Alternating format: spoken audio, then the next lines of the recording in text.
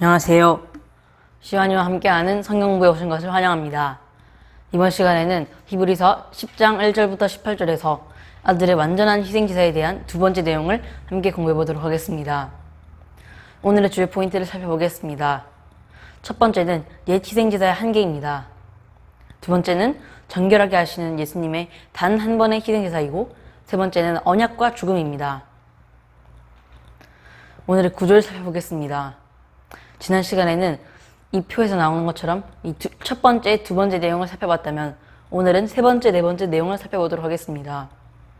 이 세 번째, 네 번째 내용에서는 예수님의 희생제사의 효율성과 최종성에 대해서 구약의 제사와 제조를 시키면서 예수님의 제사를 더 중심적으로 이끌어 나가고 있습니다. 첫 번째 내용, 1절부터 10절까지의 내용을 살펴보겠습니다. 이 내용도 두 가지로 나뉘는데, 첫 번째로 1절부터 4절에서는 옛 제사의 한계에 대해서 말하고 있고, 두 번째로 5절부터 10절에서는 그리스도의 제사의 가치에 대해서 설명해 줍니다. 옛 제사의 한계성은 세 가지 면에서 드러나게 됩니다. 첫 번째는 율법은 비실체적이라는 것이고, 두 번째는 옛 제사는 반복적이라는 것이고, 세 번째로 옛 제사는 죄를 없애지 않고 기억나게 하는 능력을 가지고 있다라고 말합니다. 히브리서 10장 1절 상반절에서는 율법은 장차올 좋은 일의 그림자일 뿐이다 라고 말합니다. 율법은 장차올 일, 즉 그리스도의 제사의 그림자 역할만을 했습니다. 그렇기 때문에 저자는 예수님의 제사가 율법보다, 옛 제사보다 더 뛰어난 것이라고 설명합니다. 두 번째로 1절 하반절에서는 해마다 늘 드리는 같은 제사로는 나오는 자들을 언제나 온전하게 할 수 없다라고 말합니다. 또 2절에서는 만약 섬기는 자들이 단번에 정결하게 되었더라면 어찌 제사를 드리는 일을 그치지 아니하였으리요 라고 하고 있기 때문에 저자는 여기서 예수님의 제사의 최종성과 옛 제사의 반복성을 대조하면서 이처럼 레위적 제사는 최종적인 것이 아니기 때문에 레위적 제사는 이런 한계성을 지니고 있고, 그래서 예수님의 제사로 대체되었다는 것을 말해줍니다. 이미 히브리서 7장 11절에서 레위 계통의 제사 직분으로 말미암아 온전함을 얻을 수 있었으면 이라고도 하고, 7장 19절에서는 율법은 아무것도 온전하게 하지 못한다라고 하고, 9장 9절에서는 이에 따라 드리는 예물과 제사는 섬기는 자를 그 양심상 온전하게 할 수 없다라고 말하고 있기 때문에 이것은 바로 히브리서 저자가 중요하게 생각하는 옛 제사의 한계성이고, 이것이 10장의 내용의 전제라고도 볼 수 있습니다.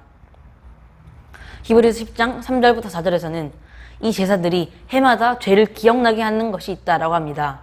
왜냐하면 황소와 염소의 피가 능히 죄를 없이 하지 못하기 때문입니다. 인간의 죄는 오직 같은 감정을 이해할 수 있는 인간만이어야지 죄를 대속할 수 있습니다. 하지만 죄인인 인간이 다른 인간의 죄의 문제를 해결하는 것은 불가능합니다. 죄로부터 완전히 자유로우신 예수님만이 우리의 죄의 문제를 해결하실 수 있기 때문입니다. 두 번째로 예수님의 제사의 필요성에 대해서 5절부터 10절을 살펴보겠습니다. 5절에서는 하나님께서 아들을 위해 한 몸을 예비하셨다라고 합니다. 저자는 앞서 지적한 완전한 제물의 필요성을 시편 40편 4절부터 8절을 인용하고 풀이합니다. 저자는 그리스도 자신께서 저자의 시편을 빌려서 인용된 시편 말씀을 하신 것으로 간주합니다. 히브리서 10장 5절에서는 주께서 세상에 임하실 때 한 몸을 예비하셨도다 라고 말합니다. 인용된 시편은 그리스도께서 이 땅에 오시는 것으로 시작하게 됩니다. 이것은 한 몸을 예비하셨다라는 말씀을 통해서 예수님이 성육신이라는 것을 확증해 줍니다. 또 시편 40편 6절에서는 주님께서 제사와 예물을 기뻐하지 않으신다고도 합니다. 시편 저자는 시편 40편 6절부터 8절에서 외적인 제사만으로는 하나님을 찬양하고 감사하는 데 충분하지 않다는 것을 말해주고, 우리는 여기서 한 가지 질문을 할 수가 있습니다. 하나님께서 제사와 예물을 원하지 않으신다라는 것이 좀 이상하게 들릴 수 있는데, 이 표현은 조금 지나친 것 같습니다. 구약시대 때 있었던 수많은 제사들이 모두 하나님이 원하셔서 드려진 것이 아닌가라고 생각할 수도 있습니다. 여기서 이 표현은 단지 구약시대 때의 제사와 예물의 한계성을 강조하려는 과정일 것입니다. 그렇기 때문에 뒤에서 나온 예비된 몸이라는 것이 제사로 드려진 제물과 대조되면서 그리스도의 몸을 통해서 드려진 제사가 동물들을 통해서 드려진 제사를 대체할 것을 말해줍니다. 히브리서 10장 7절에서 하나님의 뜻을 행하러 왔나이다 라는 말씀은 예수님께서 이 땅에 오신 목적을 말씀해 주십니다. 이 목적은 바로 하나님의 뜻을 행하기 위함입니다. 그러면서 이것은 두루마리 책, 율법에 이미 기록된 것이고 이 율법에 기록된 것은 다름 아닌 하나님의 뜻이다 라고 말합니다. 이렇게 볼 때 그리스도께서 자기 몸을 들여서 이루신 이 완전한 제사는 그리스도의 의지적이고 자발적인 순종으로 이루어진 것이고 율법에 기록된 하나님의 뜻에 완전한 순종한 결과입니다. 예수님의 이런 제사는 수동적이고 자발적인 의지가 없었던 구약의 동물 제사와는 전혀 상반되고 대조됩니다. 히브리서 10장 8절부터 9절에서는 첫째 것을 패하심은 둘째 것을 세우려 하심이다 라는 말을 합니다. 이 말씀에서는 인용에 대한 구체적인 설명이 나타납니다. 저자는 8절에서 말한 동물의 피로 드려진 옛 제사와 그리스도의 피로 드려진 제사의 차이를 부각시킵니다. 이 대조에 이어서 첫째 것은 패하고 둘째 것은 세우는 것이 하나님의 뜻이다 라고 명확히 밝히는 것입니다. 그리스도께서는 하나님의 뜻을 세우기 위해서 자신의 몸을 드린 제사를 드린 것입니다. 그런데 이는 구약의 레위 제사들이 폐하여졌음을 전제합니다.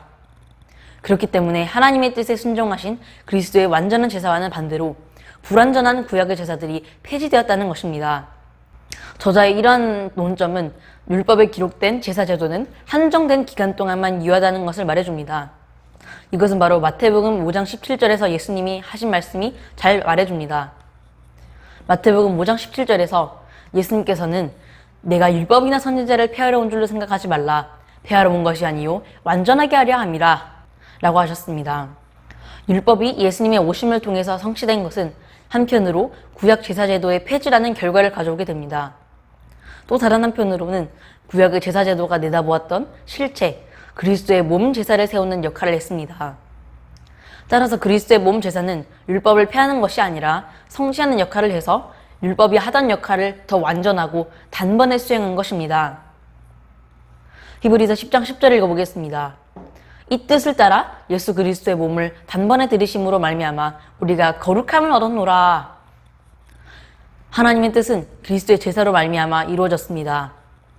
그리고 이 하나님의 뜻은 그리스도의 제사를 통해서 우리가 거룩하게 되어 하나님의 백성이 되는 것까지도 포함을 합니다. 여기서 히브리서에서 거룩하게 하고 정결하게 하고 완전하게 하는 것은 서로 긴밀한 관계를 가지고 있습니다. 이 세 가지는 모두 다 죄를 제거한다라는 최종적인 목표를 가지고 있습니다.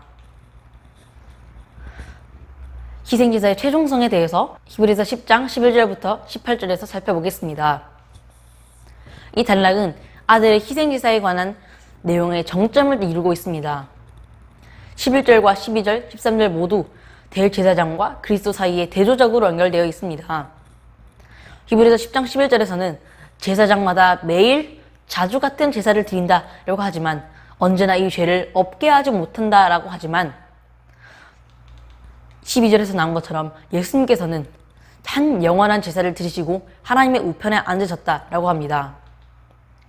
구약시대 때 제사장이 드렸던 제사는 매일같이 반복되는 제사였고 이를 통해 이 옛 제사는 완전하게 하지 못한다는 한계가 있음을 알 수 있습니다.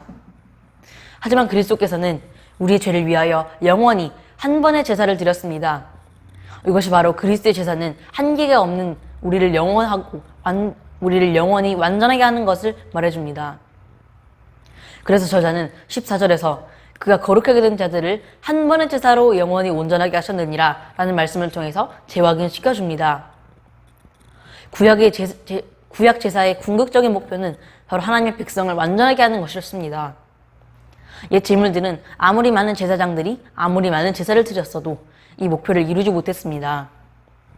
그러나 단 한 분이신 제사장 그리스도께서는 자신을 제물로 드려 하나님의 백성을 영원히 완전하게 하셨습니다.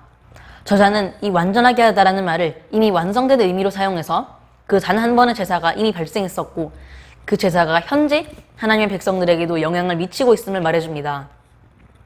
그런데 그리스도의 제사가 완전하게 하는 그 대상이 누구입니까? 여기에 대해서 본문은 거룩하게 되는 자들이라고 합니다. 여기서 거룩하게 된 자들은 바로 거룩하게 되는 자들이다 라고 생각할 수 있는데 이것이 바로 현재 진행적 의미를 부각시킵니다. 이 현재 진행적 의미는 그리스도의 제사가 우리에게 미친 효력이 완결된 것이 아니라 아직도 우리에게 영향을 미치고 있음을 말해줍니다. 저자는 앞서 10장 10절에서 이 뜻을 따라 그리스도의 몸을 단번에 들이심으로 우리가 거룩함을 얻었다라고 말해서 수신자들은 이미 거룩하게 된 자들임을 나타냅니다. 그리스도의 단 한 번의 제사는 이미 그리스도인들을 거룩하게 했습니다. 그러나 이 효력은 아직도 그리스도인들을 거룩하게 하고 있습니다. 즉 성장시켜 나가고 있는 것입니다. 히브리서 10장 16절부터 17절 읽어보겠습니다. 내 법을 그들의 마음에 두고 그들의 생각에 기록하라 하신 후에 또 그들의 죄와 그들의 불법을 내가 다시 기억하지 아니하리라 하셨으니, 끝으로 저자는 8장부터 계속됐던 그리스도의 제사에 대한 내용을 끝맺으면서 예레미야 31장 31절부터 34절을 인용합니다. 16절부터 17절에서 인용된 예레미야 말씀은 각각 그리스도의 제사에 완전하게 됨과 거룩하게 됨을 잘 보여줍니다. 첫 번째는 내적 변화입니다. 이것은 예레미야서 31장 33절에서 나의 법을 그들 속에 두며 그들의 마음에 기록하여 나는 그들의 하나님이 되고 그들은 내 백성이 될 것이라 라는 말씀입니다. 두 번째는 죄의 문제의 해결입니다. 이것은 17절과 예레미야서 31장 34절에서 말해줍니다. 바로 내가 그들의 악행을 사하고 다시는 그들의 죄를 기억하지 아니하리라 라는 말씀입니다. 18절에서는 이런 것들의 최종적인 결론으로서 이것들을 사하셨은즉 다시 죄를 위하여 제사 드릴 것이 없다라고 선언합니다. 옛 언약 아래서 시행된 모든 희생 제사들이 할 수 없었던 것을 그리스도께서 단 한 번의 제사를 이루어 주셨습니다. 그래서 예레미야의 새 언약이 성취가 되었고 더 이상 죄사함을 위해서 제사를 드리지 않아도 됩니다. 그래서 히브리서 수신자들에게 그리스도의 단 한 번의 제사를 믿지 못하는 것을 말하면서 구약의 제사로 돌아가면 안 된다면서 분명히 더는 다시 제사 드릴 것이 없다라고 당부합니다. 오늘의 적용점 3가지를 살펴보겠습니다. 첫 번째는 그리스도의 제사로 우리가 거룩하게 되었다는 점이 나의 삶에는 어떤 의미를 갖고 또 이를 통해 나에게는 하나님의 거룩함이 드러나는지 살펴보아야 합니다. 두 번째로 그리스도의 제사로 우리가 완전하게 되었다는 점이 하나님을 예배하는데 결정적으로 중요하다는 것이, 완전하면 하나님을 예배하는데 가장 중요한 것이고 이는 예수님을 통해서 우리에게 선물로 주어졌습니다.